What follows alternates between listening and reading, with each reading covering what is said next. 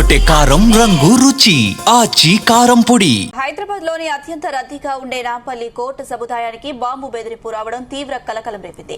గుర్తు తెలియని వ్యక్తుల నుంచి వచ్చిన ఈ బెదిరింపు సమాచారంతో కోర్టు సిబ్బంది న్యాయవాదులు ఒక్కసారిగా భయాందోళనకు గురయ్యారు. సమాచారం అందుకున్న వెంటనే పోలీసులు రంగంలోకి దిగి కోర్టు పరిసరాల్ని తమ ఆధీనంలోకి తీసుకున్నారు. అనంతరం కోర్టులో ఉన్న సిబ్బందిని న్యాయవాదులను బయటకు పంపారు. అనంతరం వెంటనే భద్రతను కట్టుదిట్టం చేసి ముందస్తు జాగ్రత్తగా కోర్టు కార్యకలాపాలకు అంతరాయం కలగకుండా చర్యలు చేపట్టారు.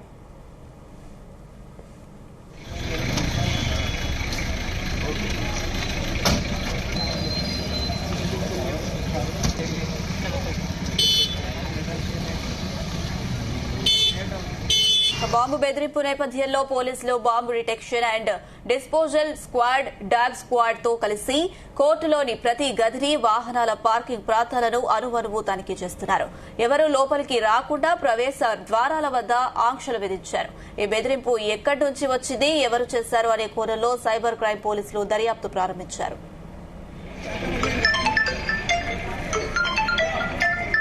అంశానికి సంబంధించిన మరింత సమాచారం మా క్రైమ్ బ్యూరో చీఫ్ రవితేజ అందిస్తారు. రవితేజ, నాంపల్లి కోర్టుకి బాంబు బెదిరింపు మెయిల్ ఒక్కసారిగా నగర ప్రజల్ని మళ్లీ హవాకు గురి చేసింది. ఇప్పటికే అటు ఎయిర్పోర్టు, అనేక రైల్వే స్టేషన్స్ లో ఈ బాంబు అమర్చాము, కొద్దిసేపట్లో పేలబోతోంది అంటూ కూడా ఈ ఇన్ఫర్మేషన్ తో ఇప్పటికే ఉలికిపడ్డటువంటి హైదరాబాద్ ఈ రోజు సిటీ సెంటర్ నాంపల్లి కోర్టులోనే ఏకంగా బాంబుని అమర్చాము, అది కూడా జడ్జి కూర్చునేటువంటి ప్రాంతంలో ఈ బాంబుని అమర్చాము, కొద్దిసేపట్లో జడ్జి ఛాంబర్ పేలిపోతా ఉంది అంటూ కూడా నాంపల్లి కోర్టుకి ఈ మెయిల్ రావడం పట్ల కోర్టు సిబ్బంది అప్రమత్తమయ్యి పోలీసులకు సమాచారం ఇవ్వడంతో పోలీసులు కోర్టులో ఉన్నటువంటి న్యాయవాదులు, న్యాయమూర్తులు, ఇతర స్టాఫ్ నందరూ కూడా అక్కడి నుంచి కూడా బయటికి ఇమీడియట్ గా పంపించి బాంబ్ స్క్వాడ్ తనిఖీలు చేపట్టడం జరిగింది. సిబిఐ కోర్టుతో పాటు criminal court, sessions court, family court అన్ని వైపులా ప్రధానంగా ఉన్నటువంటి జడ్జిల ఛాంబర్లన్నింటిని కూడా పోలీసులు బాంబ్ స్క్వాడ్ అధికారులు తనిఖీలు చేశారు. ఇప్పటి వరకు ఎక్కడ కూడా ఈ తనిఖీల్లో ఎక్స్ప్లోజివ్ మెటీరియల్ అయితే అధికారులు కనుగొనలేదు.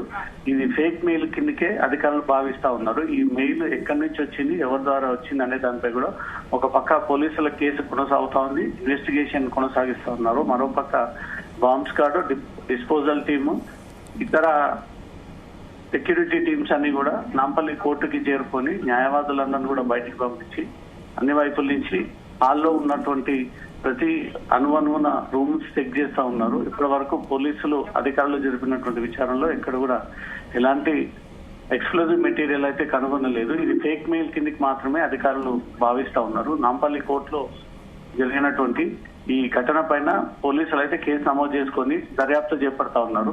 ఈ మెయిల్ ఎక్కడి నుంచి వచ్చింది, ఎవరి ద్వారా వచ్చింది, ఎందుకు పదే పదే హైదరాబాద్ అటు రైల్వే స్టేషన్స్ కి, ఎయిర్పోర్ట్స్ కి, ఈ ప్రధాన కోర్ట్స్ కి మెయిల్స్ పంపి ఫోన్ చేసి ఈ అటెన్షన్ డైవర్షన్ కి పాల్పడతా ఉన్నారు. అసలు ఏదైనా ముఠాకి చెందినటువంటి వారి ఆపరేషన్ జరుపుతా ఉన్నారా, తరచుగా ఈ బెదిరింపు కాల్స్, బెదిరింపు మెయిల్స్ పై వాళ్ళకు వచ్చేటువంటి లాభం ఏంటి అనే దానిపై కూడా అధికారులు దీనిపైన పూర్తి స్థాయిలో దర్యాప్తు జరుపుతా ఉన్నారు. నాంపల్లి కోర్టులో బాంబు బెదిరింపు మెయిల్ పై మాత్రం పోలీసులు విచారణ జరుపుతా ఉన్నారు. ఒక పక్క తనిఖీలు కొనసాగుతోంది. తనిఖీలు పూర్తయిన తర్వాత ఎలాంటి ఆనవాళ్లు లేవు, ఎలాంటి ఎక్స్ప్లోజివ్ మెటీరియల్ లేదన్నట్టుగా మాత్రం అధికారులు ఇప్పటికే ప్రకటించడం జరిగింది. ఒక్కసారిగా న్యాయమూర్తులు, న్యాయవాదులు అయితే ఎలాంటి పేలుడు పదార్థాలు లేవనేసరికి అక్కడ కొంత రిలీఫ్ అయినట్టుగా మాత్రం కనబడతా ఉంది.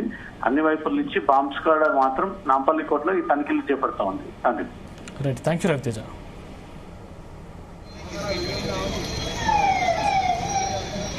బాంబ్ వచ్చింది